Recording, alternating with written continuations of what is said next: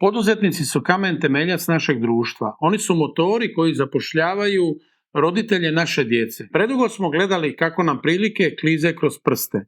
Previše snova je ugušeno i previše tvrtki je uništeno birokracijom. A naši mladi bili su prisiljeni napustiti naš grad u potrazi za nadom i boljim životom negdje drugo.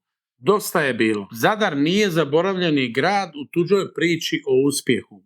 Mi nismo tuđa sjena, mi smo Zadar. Sad je vrijeme da se dignemo, da gradimo, da se usudimo, da budemo predvodnici. Stvorit ćemo grad koji stvara, a ne samo priča. Zadar više neće čekat, Zadar više neće slijediti. Zadar će voditi. Mi ćemo strateški planirati i usmjeravati, a naši mali, srednji i veliki poduzetnici će odrađivati naše planove. Učinimo to zajedno, Zadar na prvom mjestu. Iziđite 18.5. na izbore, zaokružite broj 4, jer ja sam Mladen Ninčević, vaš kandidat za gradonačelnik.